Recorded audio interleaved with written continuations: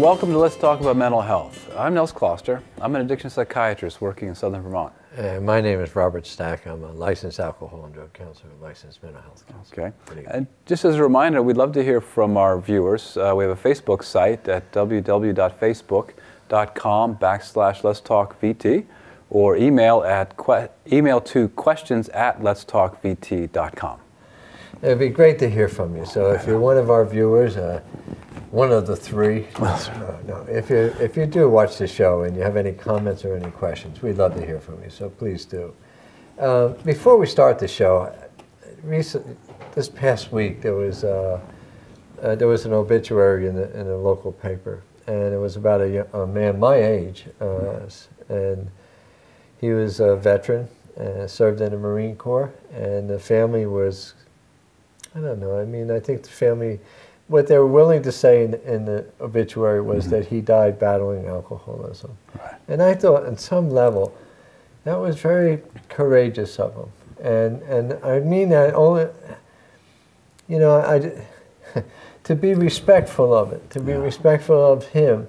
And you know, this is not a matter of talking poorly about him, but to understand that for some men and women, it's a lifelong struggle with alcoholism. It's a lifelong struggle, and there's periods of good times, there's periods of, you know, struggle.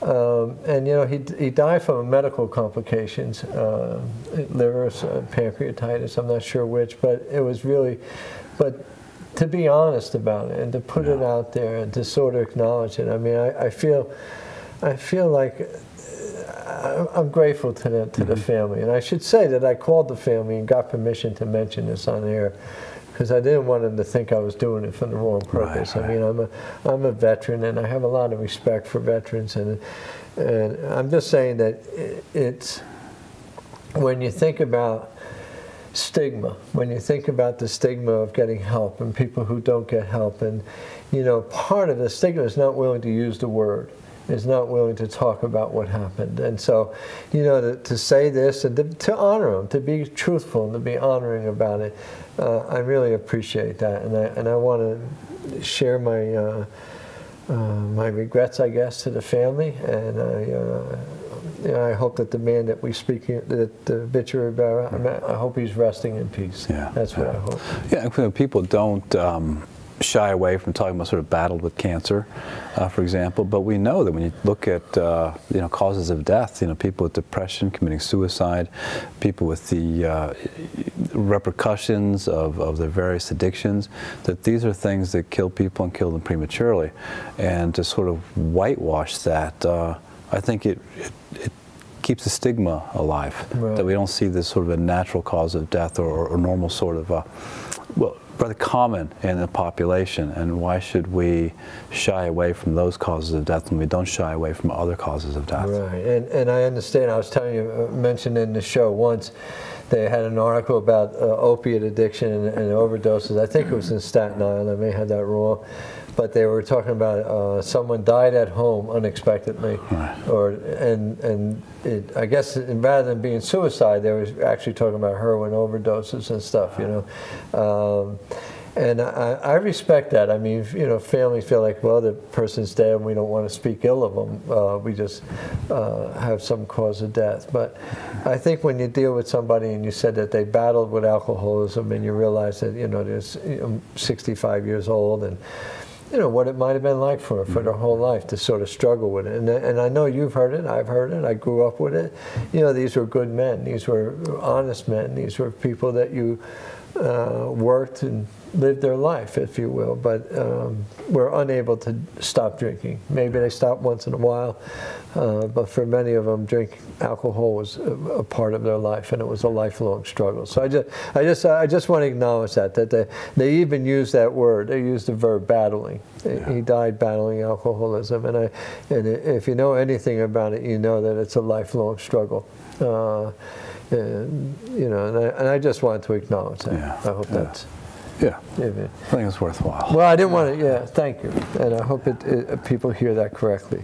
The other thing I want to mention, and this was in the paper I was reading, actually in the Times, and they were talking about women getting medication, women getting more psychiatric medication than ever before, and it really was talking about medicating emotions, if you will.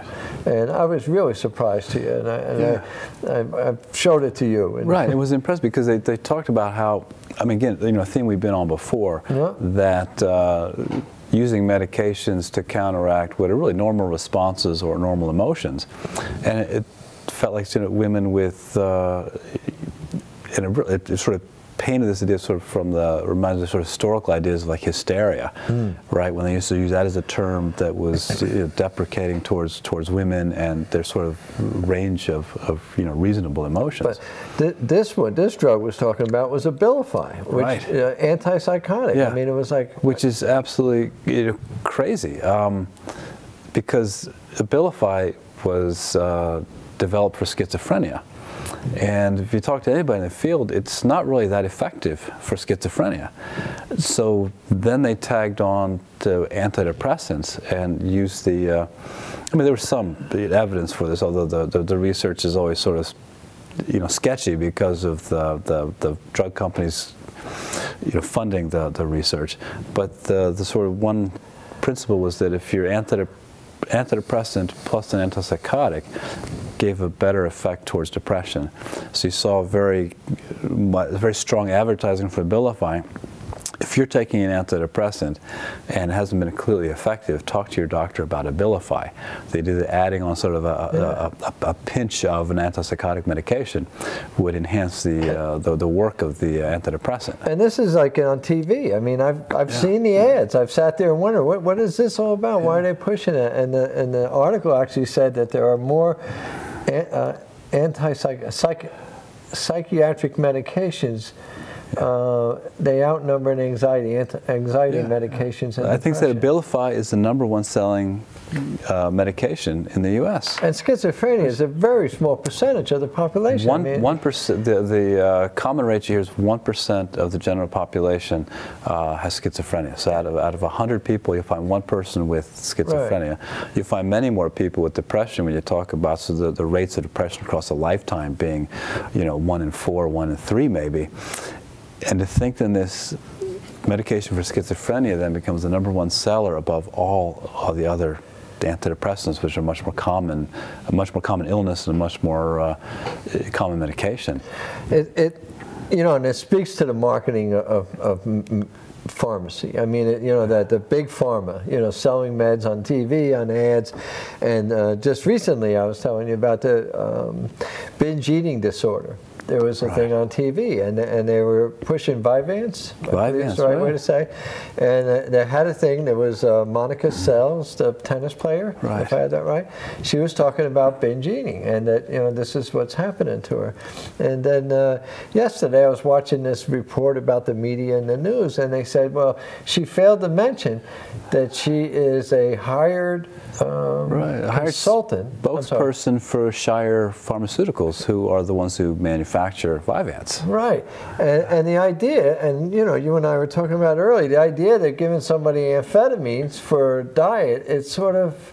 Yeah, there's nothing new there. Yeah, they had, and there's nothing good there either. I mean, I mean, people our age will remember Dexatrim, which used to be sold at the stores over the counter, which was, you know, dextroamphetamine, which is what Adderall is. So we've known for a long time that, well, when you talk about prescribing stimulants for ADHD for children, two things you're worried about are one, insomnia, because you can't sleep because you're revved up from a stimulant, and the other is not gaining weight as a child.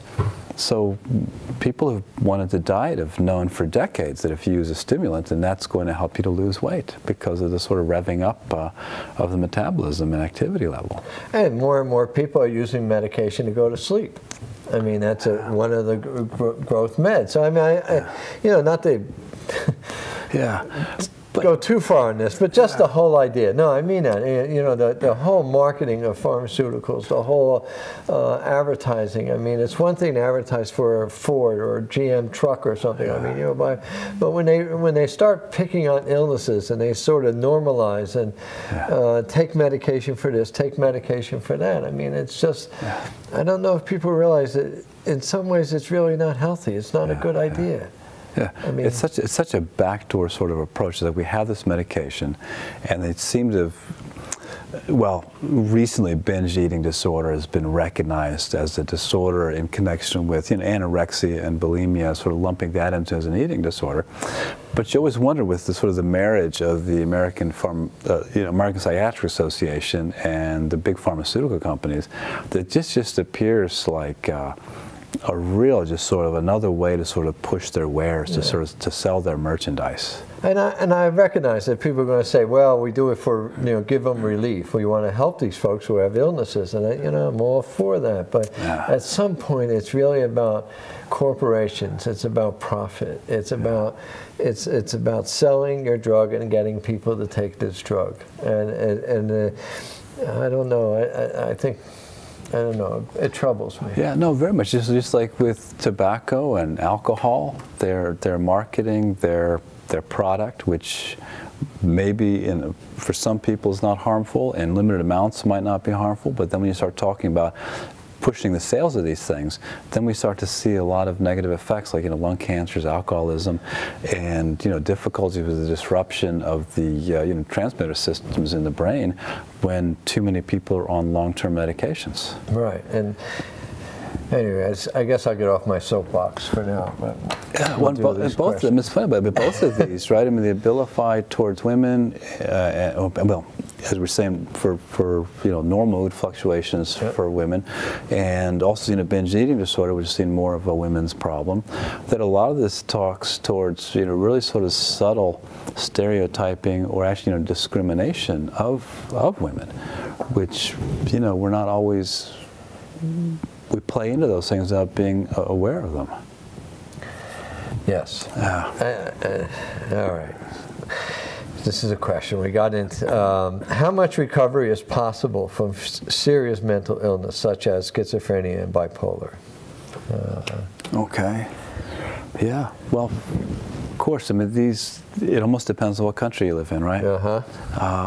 We've talked about this before with, you know, an old study by the World Health Organization that looked at the U.S. and I think Colombia and India, and noticed that the quality of life or the level of functioning in those lesser developed countries was actually better than the functioning of people with schizophrenia in the U.S., where the model is primarily to medicate and medicate for the long term and at high dosages, whereas in those other countries what they did was they medicated for shorter periods of time or not at all, and it seemed to sort of allow a natural rhythm of these illnesses to play itself out. Right. T.A. Lorman, who was on the show I think 3 weeks ago now, maybe, she talked about that, and personal experience, having gone to India and studied them, and she talked about that.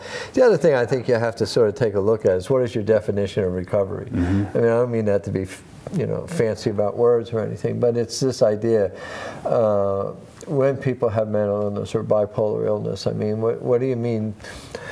What do you want from them as far as normal behavior? Is there some idea that you want normal behavior? Do you want the absence of positive symptoms of schizophrenia, like people's voices? Right, hearing the voices, right, being paranoid thoughts. Or are you looking for more of the negative symptoms? Are you saying that you want to be more social and talk to people and be more interactive with folks and seem to enjoy people's company and things?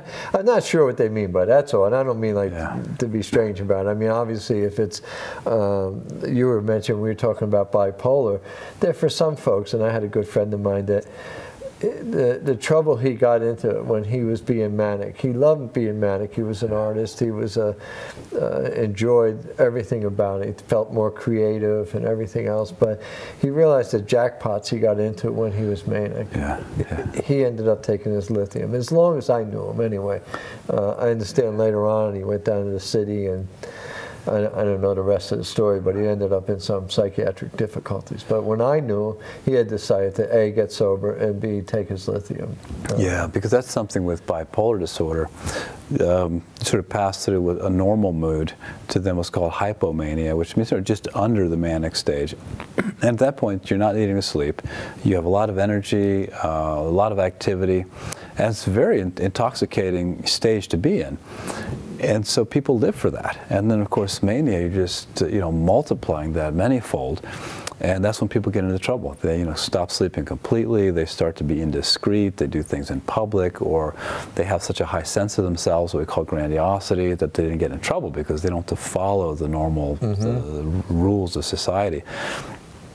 And I think over time with maturity around bipolar disorder is people start to realize, well, that might feel really good, but then it leads to the mania, which then gets me in trouble. Right, I get legal difficulties, I fracture relationships with my family, I wind up in the hospital, or just terribly embarrassed over the things that I've said and done while I was in a manic state.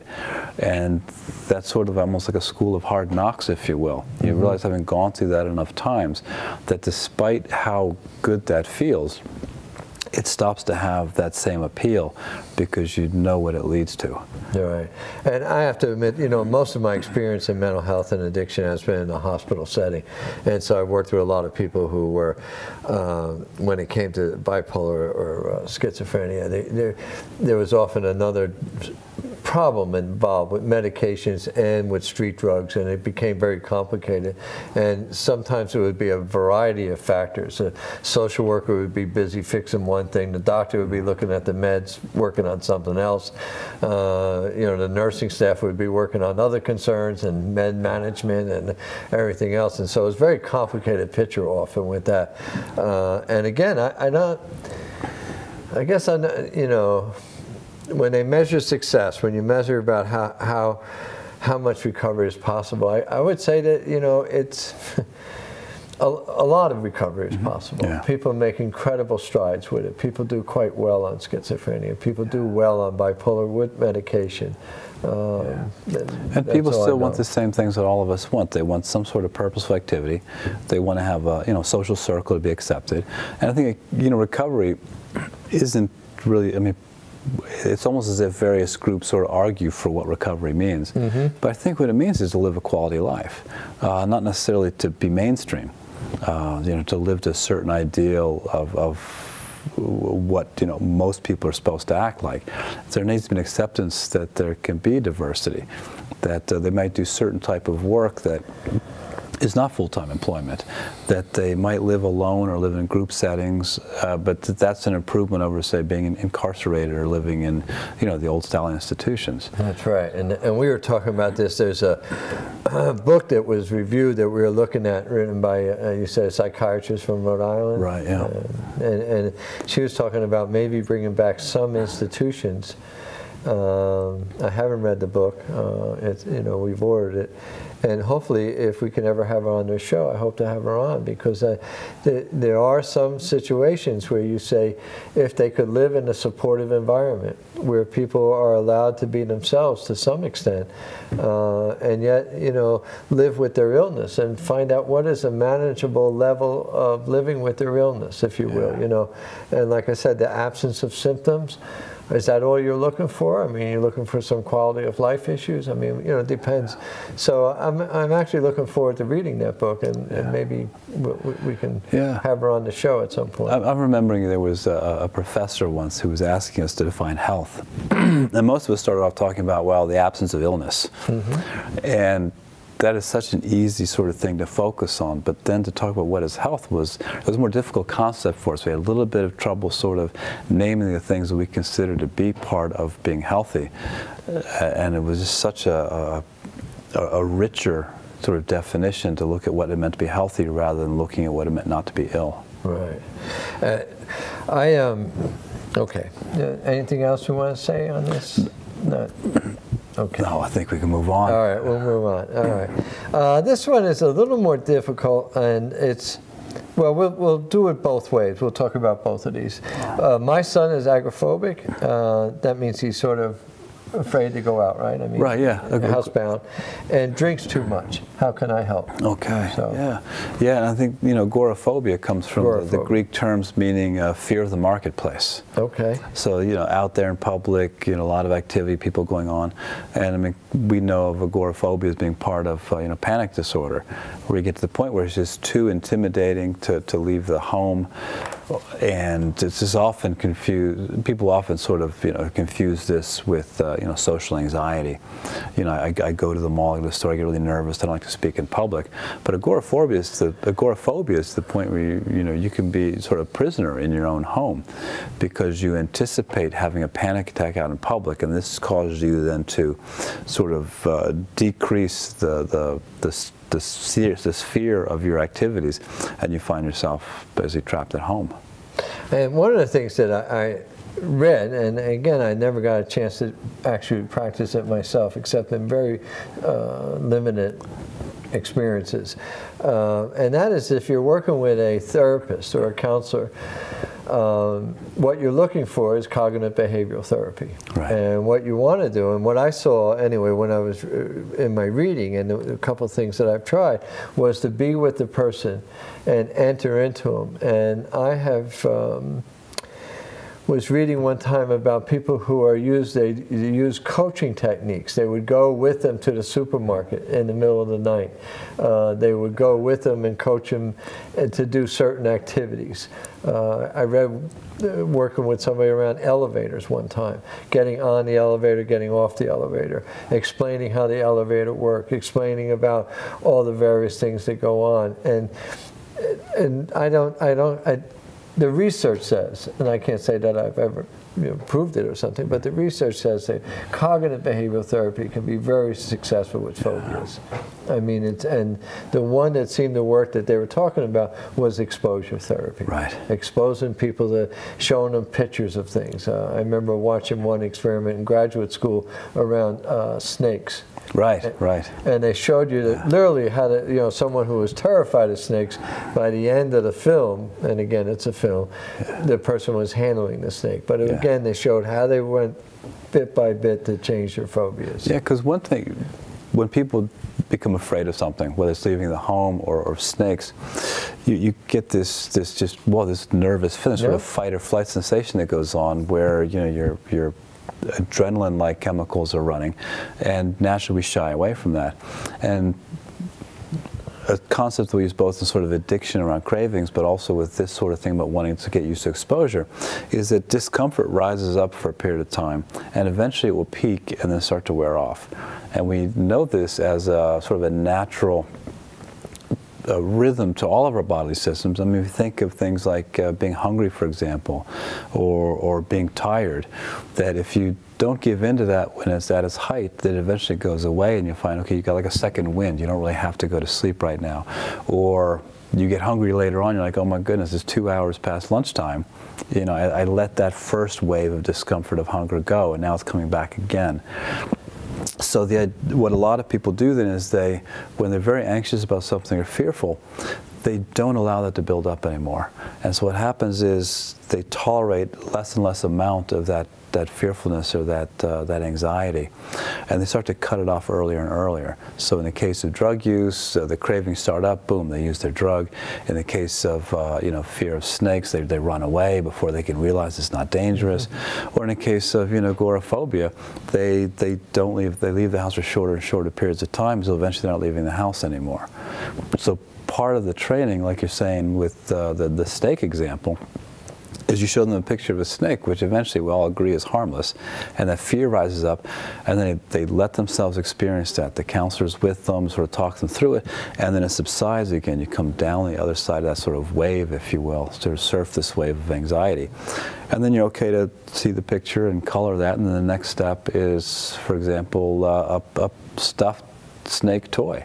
and you might have those feelings rise up and then they go away again.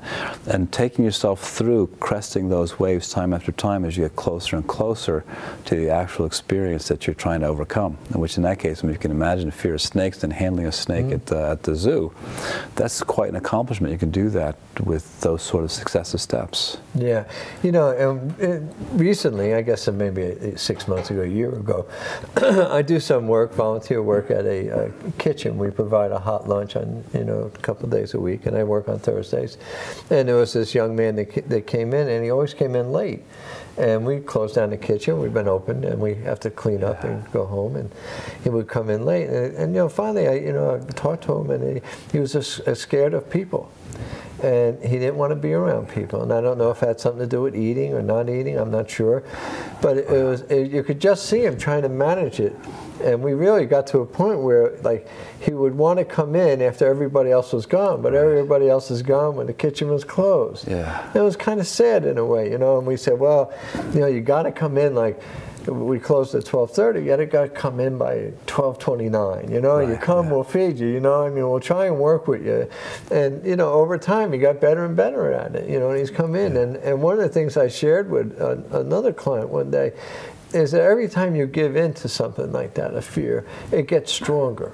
It sort of reinforces itself. It isn't and that's the thing you got to be really careful about, I think, with phobias. And I know, you know, you can have an easy feeling. Like, I'm not a big fan of, I get claustrophobic sometimes. I mean, but I know that if I give into it, it'll only get worse.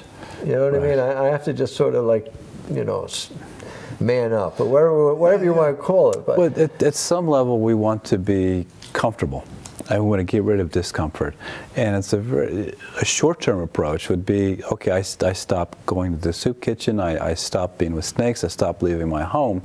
And for the short term, that works well because that decreases the anxiety. But then you notice you miss out on a lot of things. You know, to leave the home to get a free meal. But then another way of looking at that is if you then sort of work with this with a therapist or expose yourself in doses, that then you become less uncomfortable at the end of that process as well. So to endure a little bit of discomfort, to then be able to have less discomfort in those situations, then, you know, keeps your life open to you.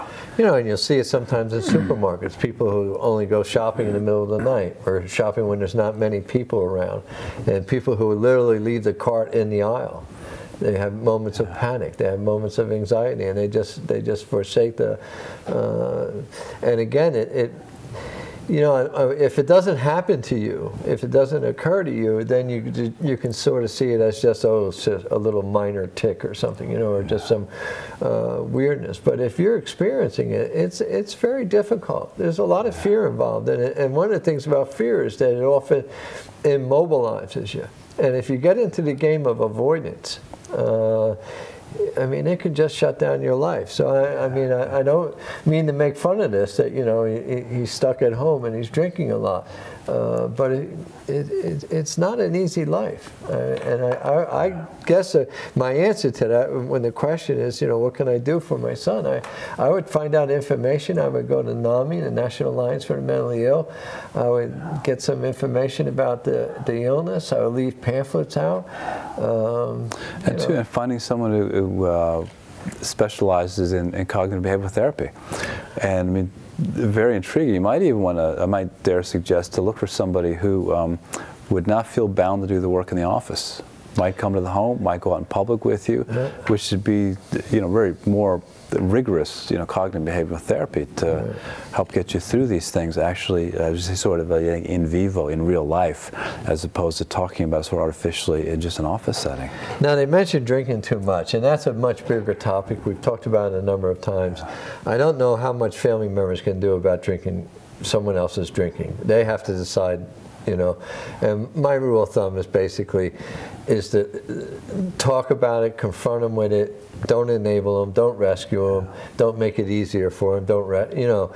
And again, it's the same idea. They probably feel trapped. Let them know there's help and encourage them to get help. And family members can always consider Al-Anon. We can talk more about how to help people with interventions. Absolutely, but probably, you know, again, a rather dysfunctional strategy as well to withdraw from public life, to let that fear of the marketplace, Yeah. control your life.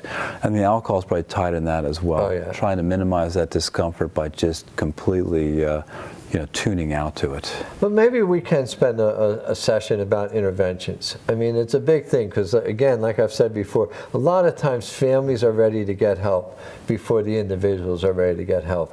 And a lot of families are sort of stuck about how to do it. So I'm hoping that maybe before the end of the year, we can do a session on interventions and how to help families. Right, because people always want to do the right thing. Okay. Thank you all very much.